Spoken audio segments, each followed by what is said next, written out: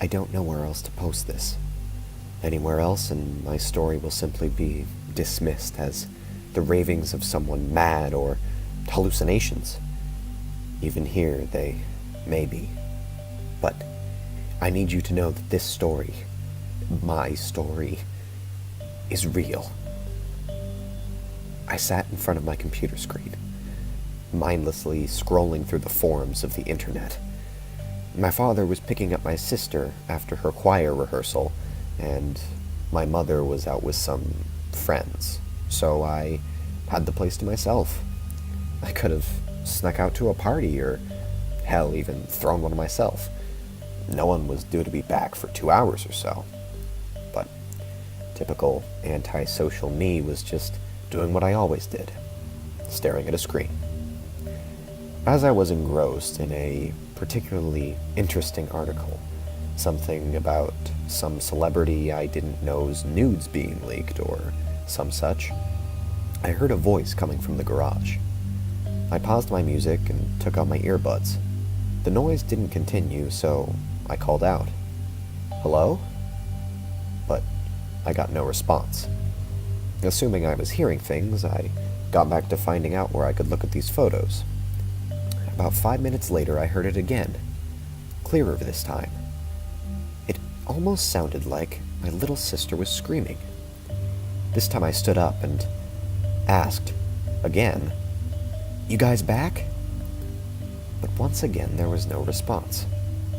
Becoming slightly worried, thinking about how someone could have fallen and screamed before blacking out from brain damage, my own brain was grasping at straws at this point, I strode over to the door to the garage and threw it open, looking out into the dim light of the bulbs. We still haven't upgraded most of our light bulbs to LEDs yet. I saw nothing.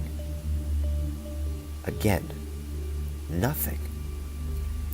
A shiver ran down my spine, starting below my skull and ending in my tailbone, as I realized that someone could have ambushed my sister and father, knocked them out, and was waiting for me to let them in.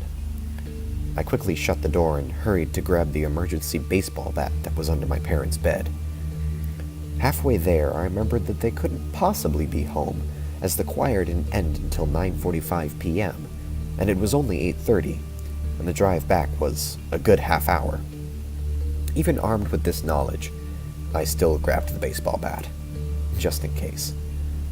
I decided not to sit back in my chair and make myself a bagel instead.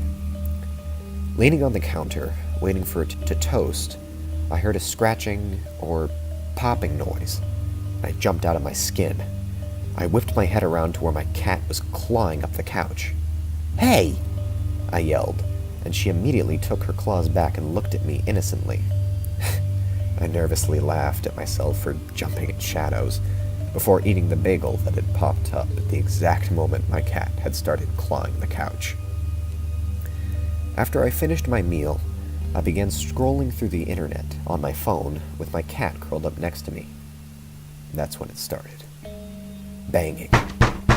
At first, coming from the garage, and then from the front door.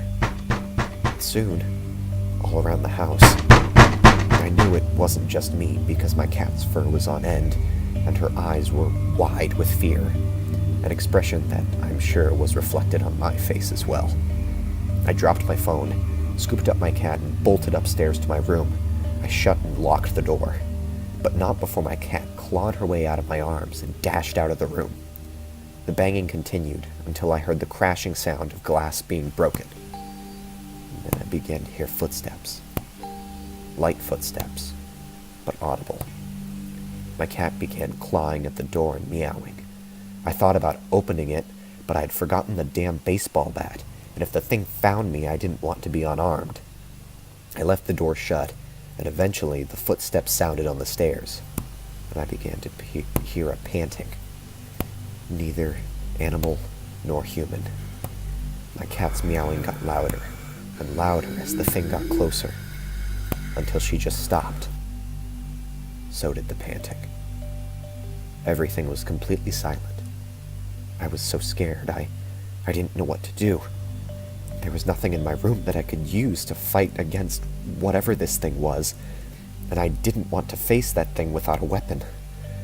I sat on my bed, and tears of fear and frustration welled in my eyes. It was quiet. Too quiet.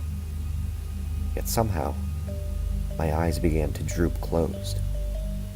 My eyes shot open. I was splayed on the floor, and all the light was dim. I just wish it had been completely dark. The door to my room was open, showing my cat lying motionless. Above me was this thing. It was tall and thin, naked and sexless, spindly legs leading to bony hips and an almost non-existent stomach. And the skin covering the ribs was so thin that some were actually poking through, showing white bone that contrasted its dark, gray flesh. The long arms reached just past its knees, and the pinky finger was thinner than a pencil, the thumb barely thicker than a pen. The thing's hair was long and thin, just like its body. And its face. Oh God, its face. The face had huge, gaping sockets where the eyes should be, and ears proportionate to an elephant of that size. The mouth was wide, with no lips, and hanging open, showing no tongue either. I took all this in less than a second, before opening my mouth to scream. But before I could, the thing put a finger against my lips, and hissed out,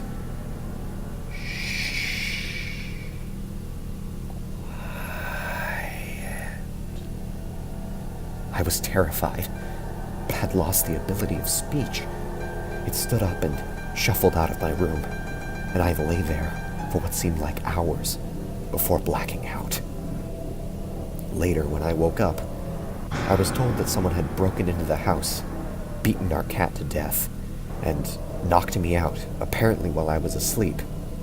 And my heart had stopped for a short amount of time before the ambulance could get it started again. But no one actually saw who it was, and they still haven't caught them. I told them of what happened, but, of course, no one believed me. No one believed me. Not the police, or my parents, or my sister, or anyone. They left me alone again tonight. It has been exactly 1 week since then.